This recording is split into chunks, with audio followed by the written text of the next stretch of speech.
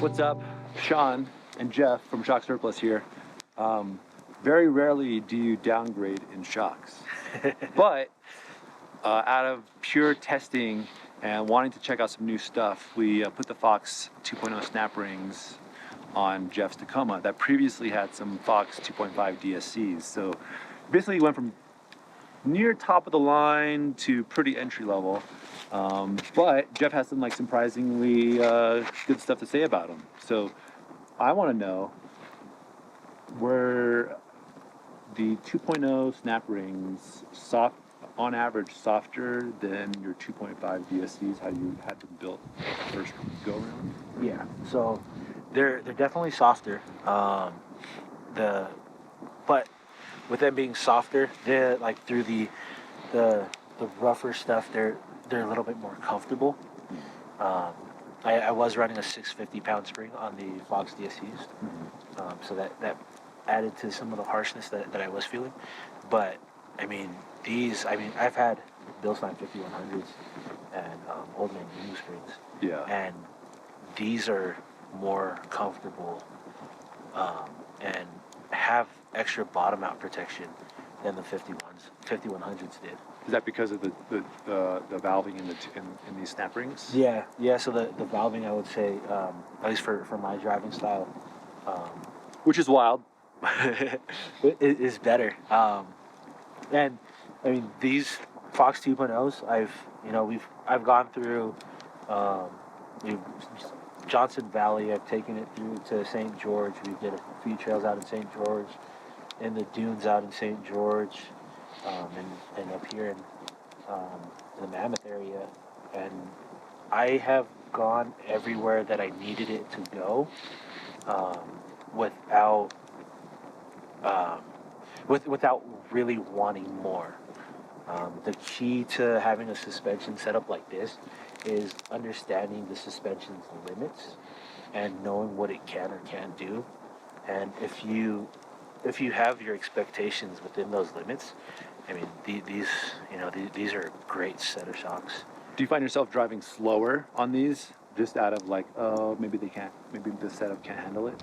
Yeah. It just kind of, I think subconsciously I am driving a little bit slower. Yeah. Or if I do drive faster, I'm driving faster in shorter bits of time, because I know that the shock isn't going to be, or the strut's not going to be able to keep up to the way I would normally be driving. The bigger bumps are out in Johnson Valley. There's a little whoop section that I kind of went through a little bit faster than I should have, and it was just bottoming out all over. And that was just driver error on my part. But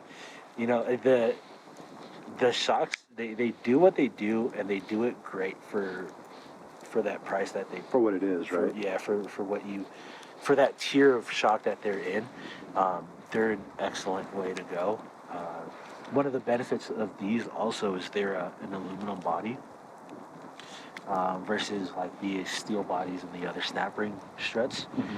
So when you have that aluminum body, when they do heat up, the ambient temperatures will kind of cool that shock down a little bit quicker. Yeah, what was so when you were up on the third snap ring, you were bottoming out significantly more than on the third snap ring, in the third setting, I was the suspension was topping out. Topping out just means your shock is overextending. There's about maybe about an inch, 2 inches of down travel. So topping out, I'm gonna interrupt. So topping out, we're just gonna set a definition here. So your shock is normal operating here. Topping out would mean wheel falls out completely from the frame, and you're hearing an auditorial clunk when that piston hits the bottom of that shock body. That's called topping out. So you're topping the suspension out. So just want to clear that up. Yeah, and when I had it on the third setting, I was actually towing a trailer up to Gorman, and it was dangerous. Going through small bumps, and it just felt like a bucking bull. So my sweet spot for where I'm at now is I have them set in the middle setting, and they're riding great. I do use a strut spacer, a small, very small strut spacer, just to have a little bit more extended travel on the struts for the crawling that we do. I do also have the bump stop set accordingly though to make sure that the strut's not bottoming out before the bump stops do. Oh, so the shock isn't being the limiting strap on that in the front. That's good. Yeah. So that's the horror stories you always get is running the preload too high or a strut spacer.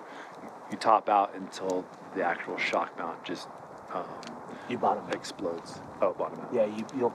So what happens when you run like a fat spacer? And the biggest reason why I don't recommend people running a thick spacer is that overall collapsed length of the strut is longer than what it should be. So you're bottoming out that strut, and what happens is you're gonna either bend your strut mounts or you'll bend the strut, and it just gets super dangerous when that happens. And that's why going with something with like a snap ring strut like these is good to get your truck level to where it should be. And when you set these the circlip settings, a lot of misconception is when customers buy these and you set the different circlip settings, is people will think that when you put it at the top setting, you're going to get a rough ride, or when you Be a harsher ride from all the preload. yeah, you'll get a harsher ride. But that's a myth. It's a myth, because when you change the circlip settings on the struts, you're not making that spring rate any heavier than what it is. You're just kind of changing you're extending the shock from where it was. Okay. So in the middle setting, compared to the third setting where it was at, the spring rate is still the same, but the reason why it rode so bad was because the shock was just getting overextended, because it's just not designed to be in that third setting unless you have a ton of weight. Oh. Bringing your ride height down. Bring the right head back down. Okay. Interesting. Do you think have you rode on Fox 2.0 coilovers? No, I have not. Okay. But you've been on 5100s? 5100s. With OME springs? Yeah, I've had 5100s with factory springs. I've had 5100s with OME springs. Mm-hmm. And these are second setting factory springs. Second setting with the factory spring.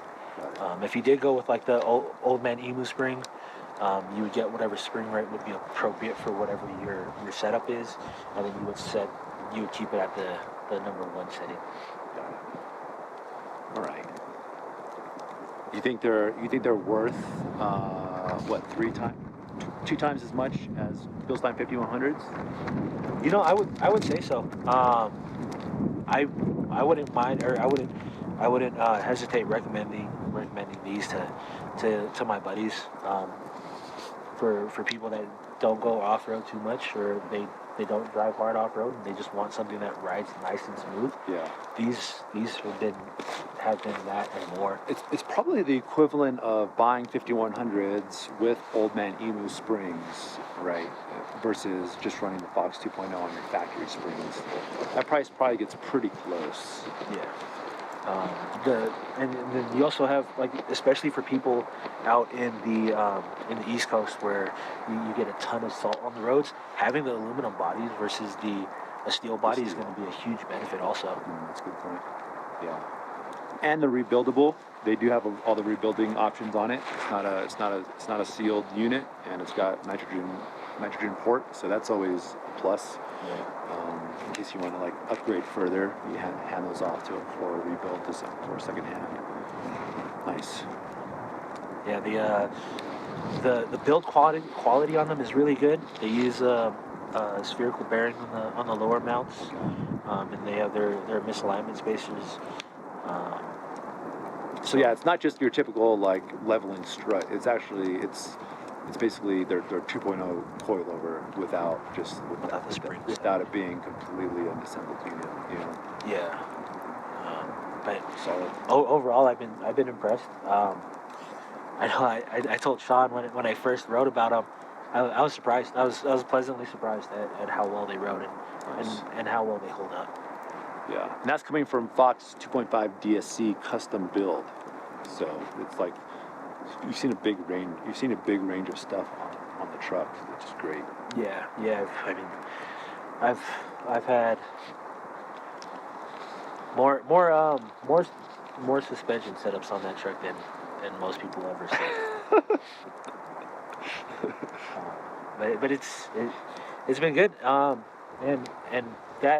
that kind of helps me to talk to you guys about what would be best for your type of driving and for what you want to do and how you want to build your truck.